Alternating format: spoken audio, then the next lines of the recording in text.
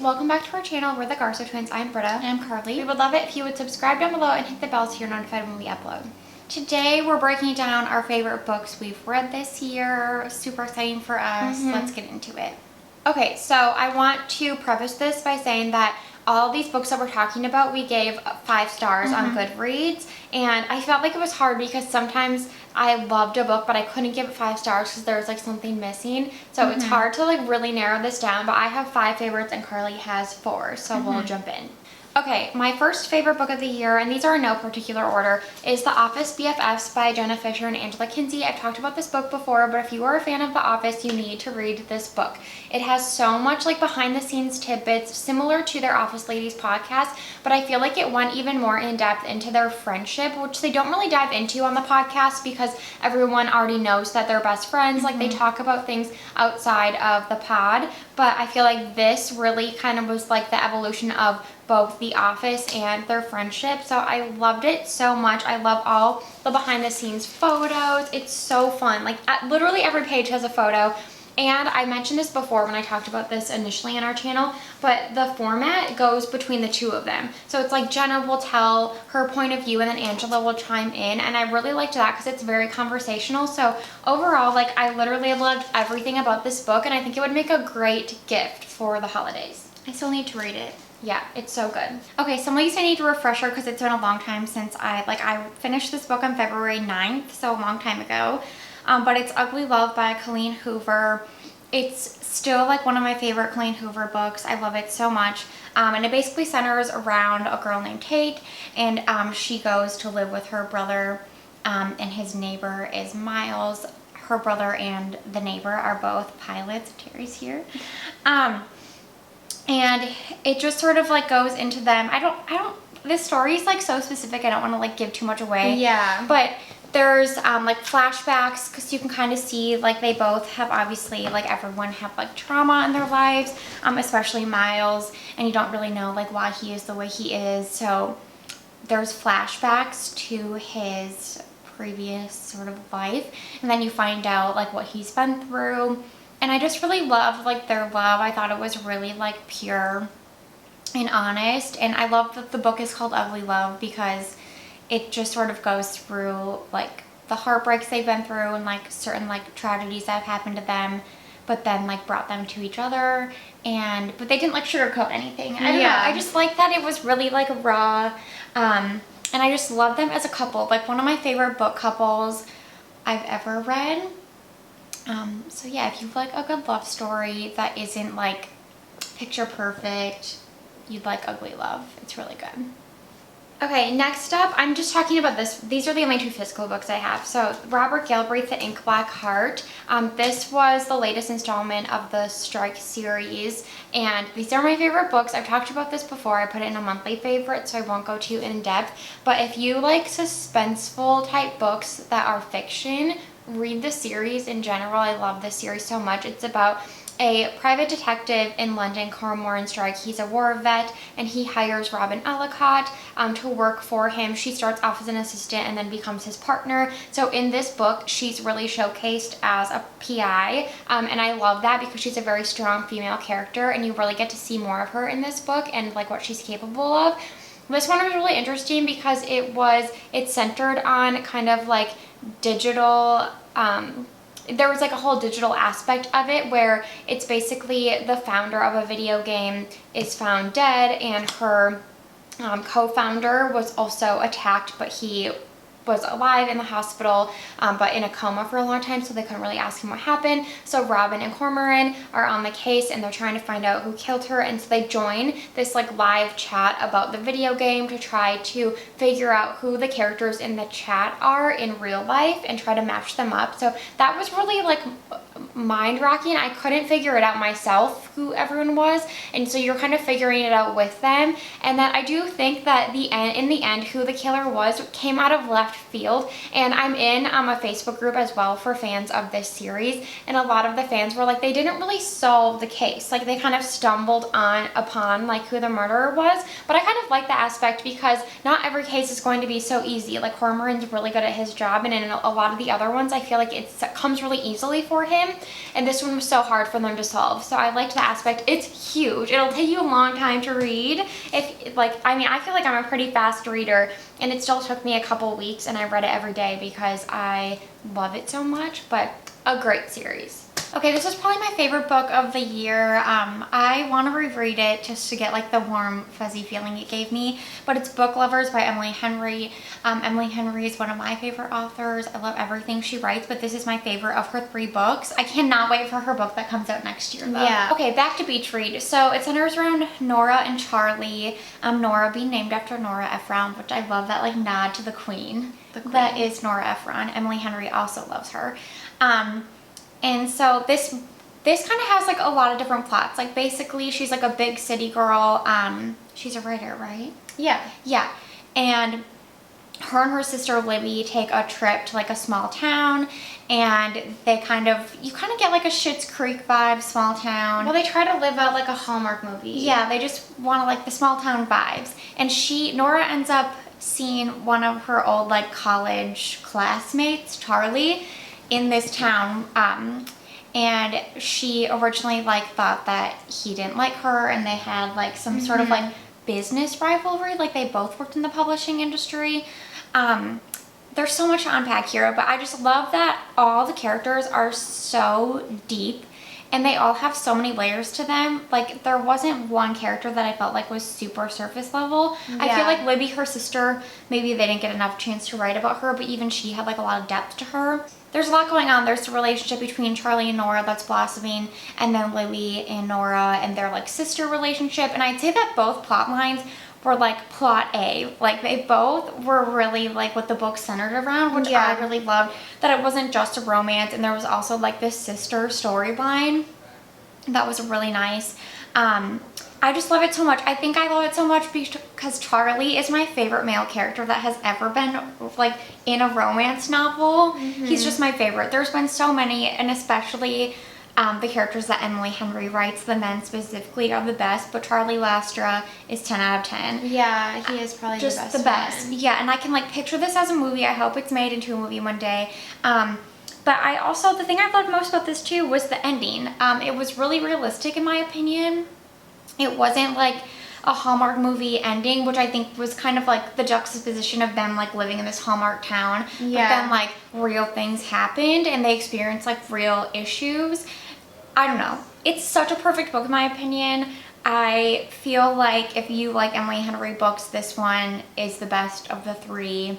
Yeah. And like I said, it's my favorite book I read this year. It tied very close with another one I'll talk about, but I love this so much.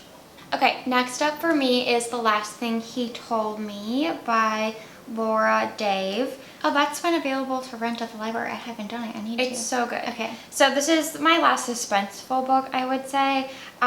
It lived up to the hype for me personally. So it's about a couple, Hannah and Owen, and they're kind of like a picture-perfect couple up in Sausalito. And Owen mysteriously goes missing, and then FBI agents start coming around Hannah's house, like questioning her, and she doesn't really know what's going on. She's like confused. She needs to find her husband, and Owen has a daughter, Bailey, whose mom died when she was young, so Hannah is Bailey's stepmother, and they were never really that close, but Hannah feels like, okay, well now I need to step up and like really take care of Bailey and be her mother until Owen comes back, or like what's going on with Owen. And it's basically this mystery that both Bailey and Hannah try to solve together, and they basically realize that Owen kind of like wasn't who he said he was, and they're trying to like dig into his past to find out more about him and like perhaps where he could be. The ending of this book is heartbreaking. Out of all the books I think I've ever read, the ending of this tore me apart. It's so sad. But the whole story, I just love the dynamic between both Bailey and Hannah. Like I feel like them like getting to know each other more and like their love growing was really special to watch. And then the dedication that Hannah had to finding out her husband and like protecting him and them and their family. Strong female characters in this book, and I loved the story. I loved everything about it.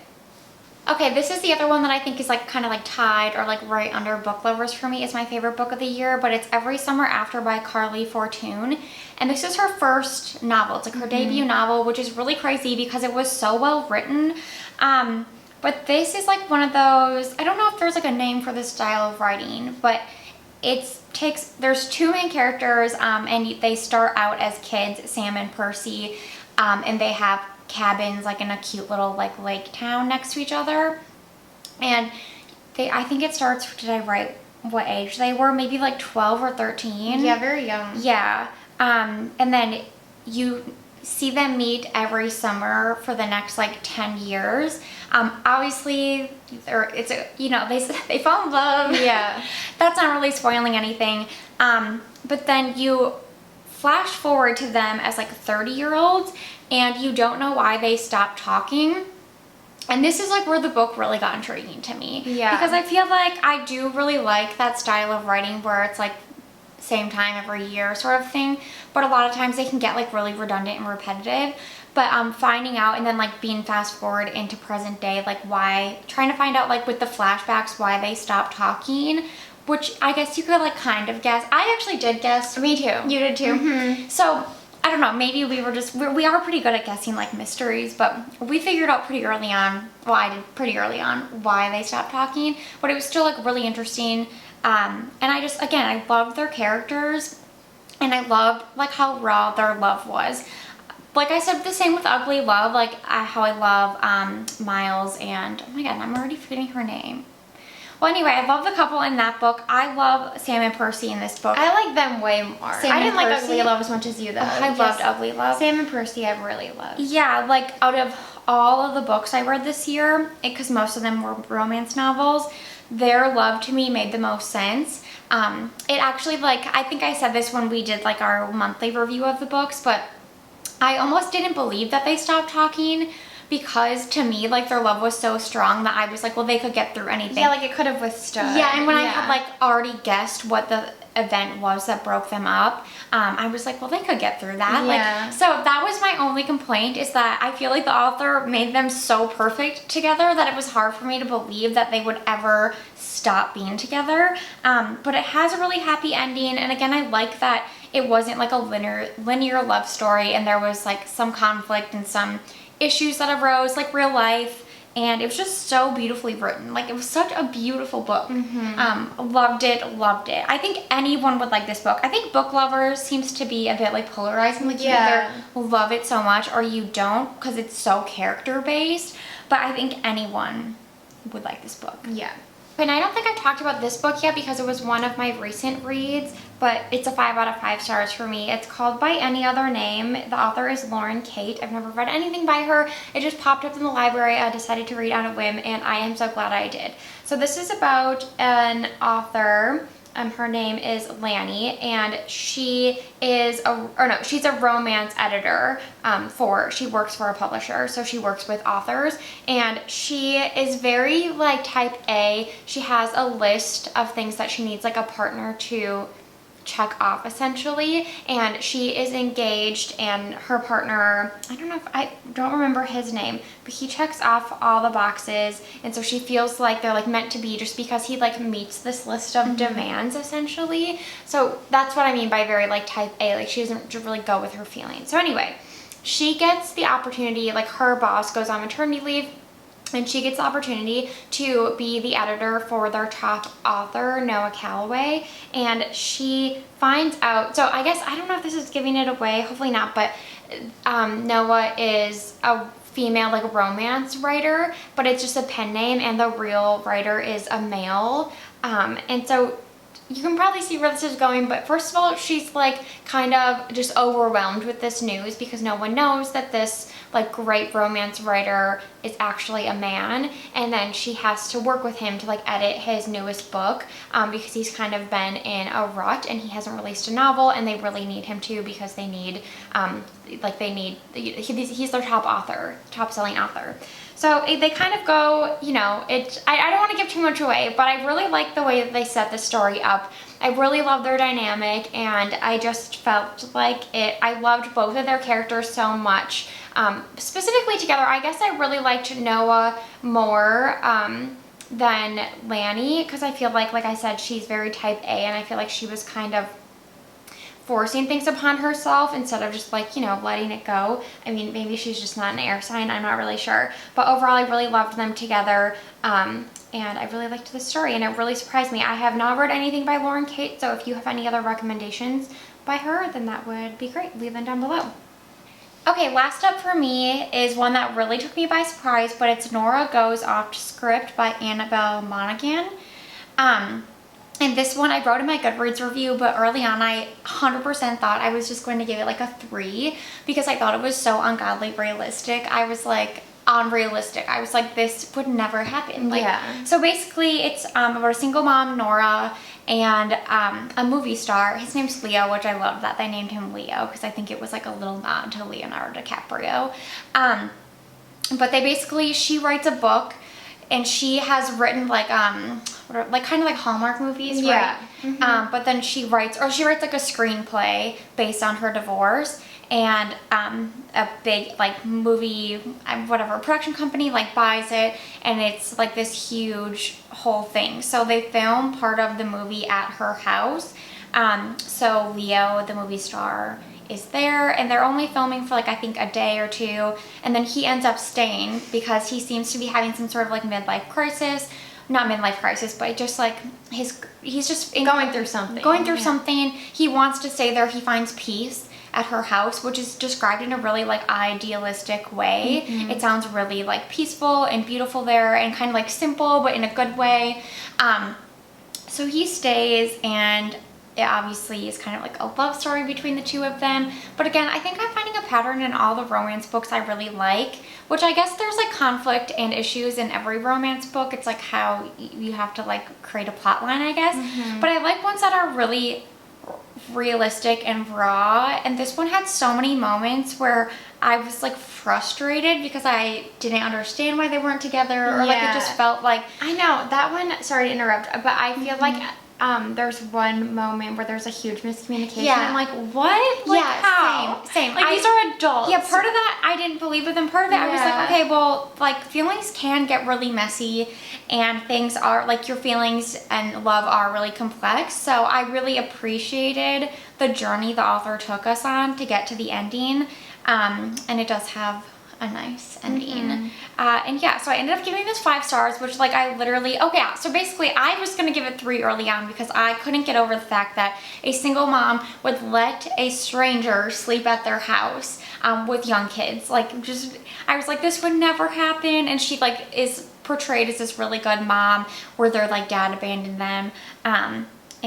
But then you come around. So if you started this book and you're like, I can't even finish this is absurd, keep reading, because it ended up becoming so good. And out of all the books I read this year, it was my most like surprised.